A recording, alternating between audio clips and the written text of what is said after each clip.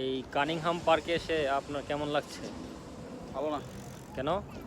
2 ঘন্টা তুই বেটা না খাওয়া রাখছিস, তারপরে যে তুই খাওয়ানোর অ্যারেঞ্জ করছিস। না এখন তো অনেক কিছু খাইছেন, এখন কেমন লাগতেছে বলেন? হ্যাঁ এখন ঠিক আছে, মেইন খাবার আসতেছে বলে। আপনি এই যে তরমুজ খাইলেন এতগুলা, আরে তরমুজ খাইছি, এটা হলো পানির পিপাসা দূর করার জন্য। ও আচ্ছা, এই কারণে। আপনার তো পেট ভরে গেছে, এখন অন্য খাবার কিভাবে খাবেন? না খাইতে পারলে বাসায় নিয়ে যাবো বেটা। না এটা একটা ভালো বুদ্ধি।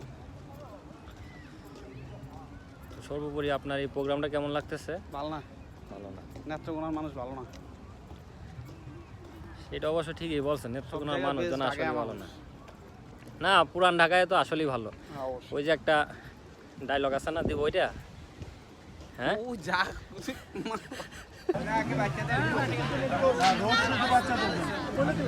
আওলাদ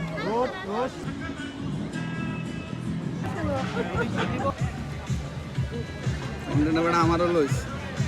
আপনি তো আছেন, আপনি ছাড়া কন্টেন্ট জমে।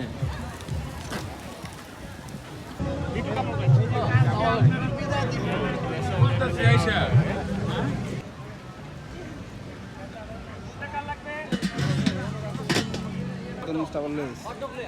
অবশ্যই আনবো, সমস্যা নেই। সেলফি ভিডিও সবই হবে। তোর ভিডিওতে তুই যে আমারে জেনেস, তুই আমাকে টাকা ঢুকা দিস না তুই। টাকা যখন আসবে হ্যাঁ। তখন আপনার সবার আগে আমি টিপ দিব। এটা ঠিক আছে তাহলে।